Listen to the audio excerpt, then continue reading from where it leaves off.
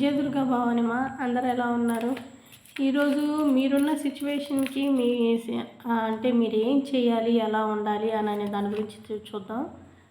Okay, మీ సిచ్యువేషన్లో మీరు సైలెంట్గా ఉండటమే బెటర్. ఎందుకంటే ఇప్పుడు మీరు ఏది చేయాలనుకున్నా కానీ అది మీకే రివర్స్గా అన్నట్టుగా కనిపిస్తుంది. అంటే అంత తెలివిగా పక్కన వాళ్ళు ఉంటున్నారు, అంత తెలివిగా మీ పైన ప్లాన్స్ అనేది తీసుకుంటున్నారు.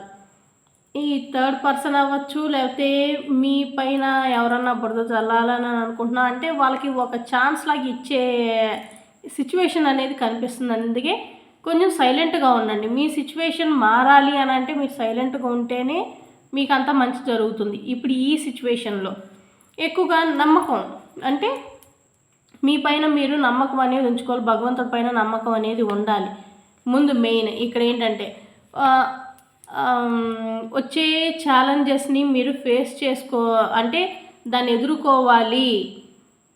అంటే వాళ్ళు ఎవరైతే మీకు యాంటీగా ఉన్నారో వాళ్ళు మీకు ఏదన్నా రివర్స్గా చేయాలి అని అనుకుంటే దాన్ని కొంచెం ధైర్యంగా ఎదుర్కోండి అని చెప్తున్నారు. ఎందుకంటే వాళ్ళు మీ పైన వేస్తున్న ప్లాన్స్కి మీకు కొంచెం టెన్షన్ అనేది రావచ్చు. అది మీరు అంటే దానివల్ల మీకేం నష్టమేం జరగదు, కొంచెం మీకు భయపెట్టినట్లాగా వాళ్ళు చేస్తారు. దాన్ని మీరు తిరగదిప్పినట్లాగా చూపిస్తే చాలు. ఇక్కడ అంటే భయపడట్లేదు, మీరు స్టెబుల్గానే ఉన్నారు అని వాళ్ళు కానీ అర్థమైంది అని అంటే వాళ్ళు ఇంకా సైలెంట్గా తోక ముడుచుకొని వెళ్ళిపోతారు. అది ఇక్కడ ఉన్న సిచ్యువేషన్. అది సపోర్ట్, భగవంతుడి సపోర్టు మీకు ఎప్పుడు ఉంటుంది. ప్లస్ ఇంకోటి, ఎవరైతే అదంటే మీకు యాంటీగా ఉంటున్నారో వాళ్ళకి ఎవరైతే సపోర్ట్ ఇస్తున్నారో వాళ్ళకి ఎట్లా పెట్టాలో అట్లా పెడతాడు భగవంతుడు. అంటే వాళ్ళని కూడా ఎంత అంటే మీకు యాంటీగా ఉన్న వాళ్ళు సపోర్ట్ చేస్తున్నారు కదా, వాళ్ళకి ఎలాగా చూపించాలో భగవంతుడు అలా చూపిస్తాడు ఖచ్చితంగా. వాళ్ళకి బుద్ధి వస్తుంది, మీకు యాంటీగా ఉన్న వాళ్ళకు కూడా బుద్ధి వస్తుంది.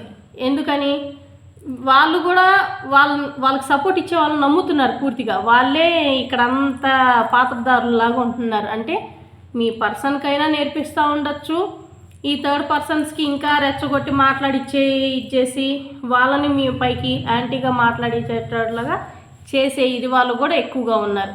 అది వాళ్ళకే తెలిసి వస్తుంది. ఓకే, ఈ వీడియో మీకు రెజనేట్ అయ్యింది అని అంటే సబ్స్క్రైబ్ చేసి, లైక్ చేసి, షేర్ చేయండి. కమెంట్స్ ఖచ్చితంగా పెట్టండి, మీకు రెజనేట్ అవుతుంది. ఓకే, జయ దుర్గా భవాని.